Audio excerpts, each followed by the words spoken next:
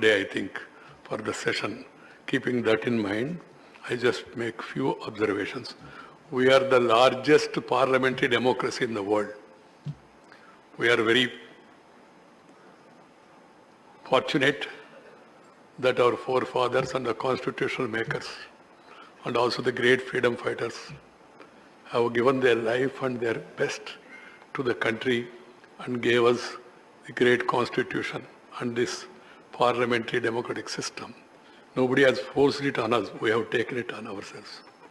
In a parliamentary democracy, parliament, that means upper house, lower house, legislative assembly, council, wherever you take this, and then the local bodies, panchayat raj, these three tier are very important. So in this, we being the upper house, house of elders, we have a greater responsibility. The entire world is watching India now. India is on the race. India is on the move. Keeping that in mind, we members of Rajya Sabha and you members of Rajya Sabha, and in future we are all going to come to this house, I only appeal to them to maintain decency, dignity and decorum so that the image of the house and the respect of the house is maintained and people will be receptive to show us, to hear us and also to follow our advice. This is my advice to all of you. As I told you, the students, the rural people, the ordinary people, they will be watching the parliamentary proceedings. That's why sometimes I have to intervene and I have to be strict and also I have to take not a very happy decision of naming some people. Otherwise, it gives me no enjoyment to take such extreme action. I have no ill will against anybody or any party. On the day when I was decided to be the Vice President of India, with a heavy heart, I have announced then and there, and Prime Minister told me in the parliamentary body meeting and the party president then, to which I belongs to, that I am being selected. I was in tears. I didn't ask for this. But you know that I was a disciplined soldier of the party. Party has given the mandate. I obliged it and I resigned from the party.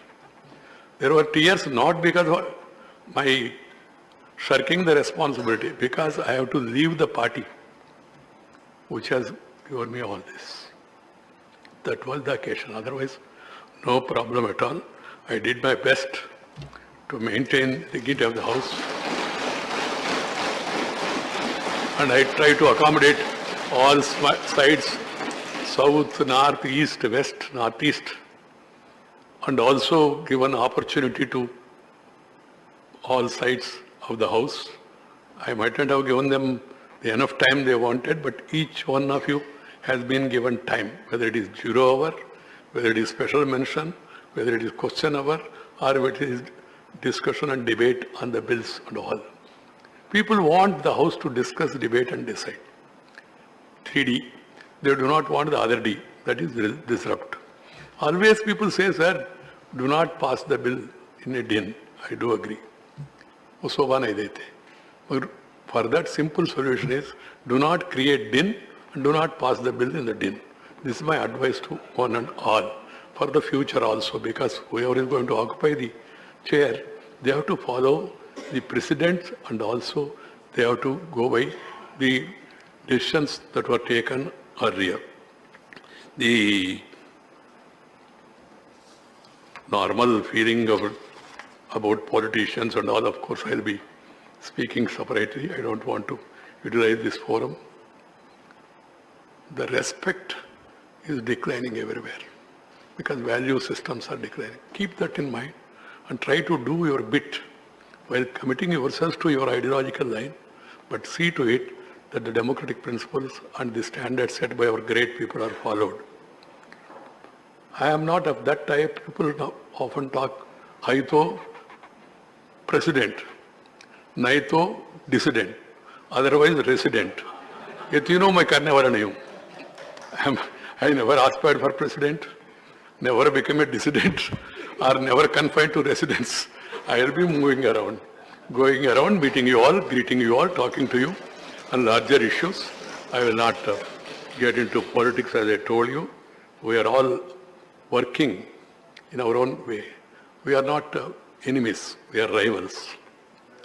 We must work hard to outshine others in a competition, but not to run down others. This is my last advice to all of you.